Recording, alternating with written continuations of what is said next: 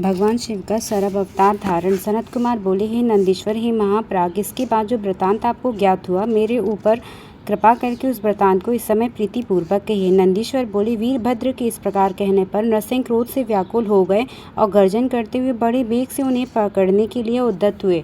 इसी बीच महाघोर प्रत्यक्ष भय के कारण अत्यंत प्रचंड आकाशव्यापी दुर्धर्ष शिव तेज से उत्पन्न तथा कभी भी न दिखाई पड़ने वाला वीरभद्र का अद्भुत रूप प्रकट हुआ, जो ना तो हिरण्यमय था, न सौम्य था। वह तेज न सूर्य न तो अग्नि से उत्पन्न हुआ था, न बिजली के समान न चंद्रमा के समान था। वह शिव तेज अनुपम था। उस समय सभी तेज उस शंकर के तेज में विलीन हो गए। वह महातेज आकाश में भी न समा सका। वह तेज प्रकट काल रूप ही था, अत्यंत विकृताकार। वह तेज रुद्र का साधारण चिन्ह था। जय जय आदि मंगल शब्दों के साथ उन देवताओं के देखते ही देखते परमेश्वर स्वयं संहार रूप में प्रकट हो गए। हजारों भुजाओं से समन्वित जटाधार, ललाट पर बालचंद्र धारण किए हुए अत्यंत उग्र शरीर वाले वे 2 पंख एवं चोंच से युक्त पक्षी के रूप में दिखाई पड़ रहे थे। उनके दांत अत्यंत विशाल तथा तीक्ष्णतम थे। वे वज्र तुल्य नख रूपी आयुष से युक्त थे। वे नीलकंठ महाबाहु 4 चरणों से युक्त तथा अग्नि के समान तेजस्वी थे। वे युगांतकालीन अर्थात प्रलयकालीन मेघ के समान गंभीर गर्जना कर रहे थे। महाकोप से व्याप्त नेत्रों द्वारा कृताग्नि के समान जान पड़ते थे। उनके दांत अष्टरोध क्रोध के कारण फड़क रहे थे। इस प्रकार उग्र स्वभाव धारण किए हुए हुंकार करते हुए विकट रूपधारी शंकर नरसिंह जी के आगे प्रकट हो गए। उस रूप को देखते ही नरसिंह का समस्त बल पराक्रम उसी प्रकार लुप्त हो गया, जिस प्रकार सूर्य के तेज से तिरस्कृत जुगनू विभ्रांत हो जाता है। इसके बाद उन्होंने अपने दोनों पक्षों को घुमाते हुए उनसे नरसिंह की नाभि और चरणों को विदीन करते हुए अपनी पूंछें उनके चरणों को तथा हाथों से उनकी भुजाओं को बांध लिया। इसके बाद भुजाओं से हृदय विदीन करते हुए शिवजी ने नरसिंह को पकड़ लिया। उसके बाद देवताओं महर्षियों के साथ आकाश में चले गए। जिस प्रकार गरुड़ निर्भयतापूर्वक सांप को कभी ऊपर कभी नीचे पकड़ता है, कभी उसे लेकर उड़ जाता है, उसी प्रकार उन्होंने नरसिंह को अपने पंखों से मार मार कर आहत कर दिया। फिर वे अनंत ईश्वर उन नरसिंह को लेकर वृषभ पर सवार हो चल पड़े।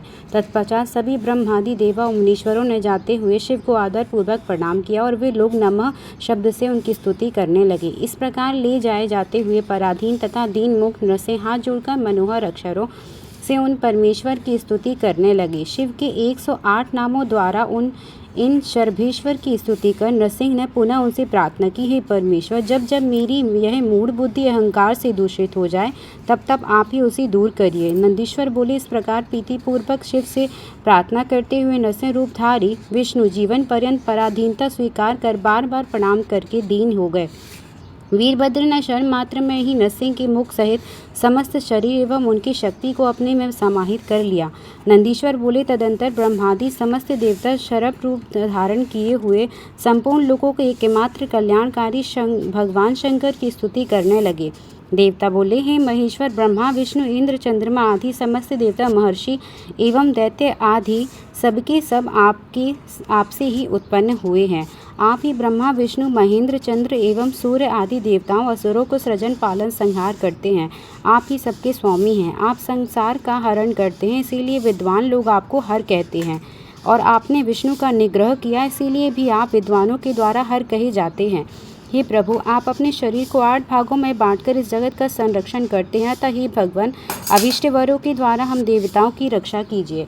आप महाप्रभु महापुरुष शंभु सर्वेश्वर सुरनायक निस्वात्मा निर्विकारात्मा परब्रह्म सत्पुरुषों की गति दीन बंधु दया सिंधु अद्भुत लीला करने वाले परात्मद्रक प्राज्ञ विराट विभु सत्य और सच्चेतानंद लक्षण से युक्त हैं।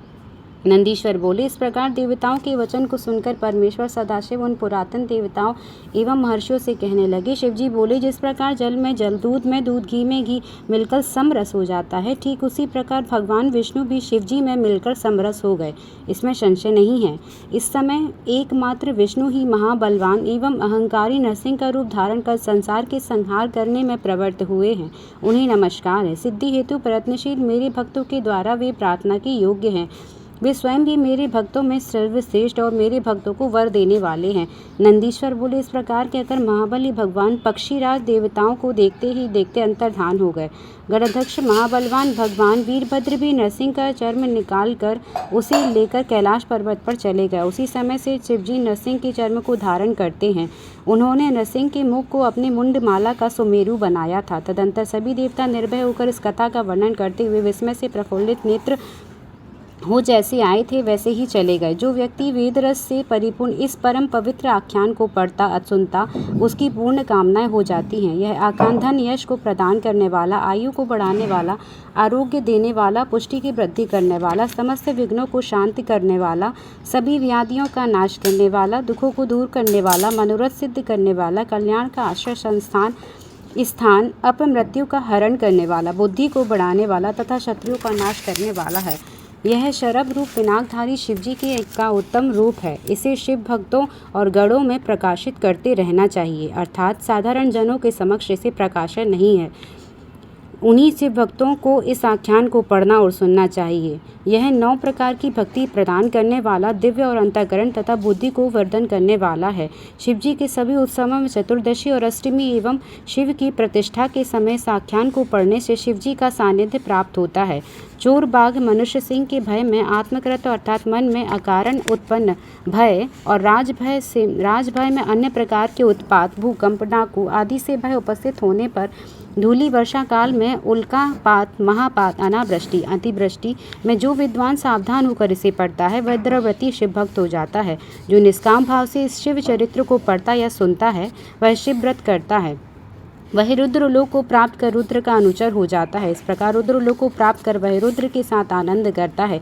हे मुनि, उसके बाद शिवजी की कृपा से वह शिव सायुज्य प्राप्त करता है। जय जय शिव महापुराणी। हर हर महादेव, हर हर महादेव, हर हर महादेव।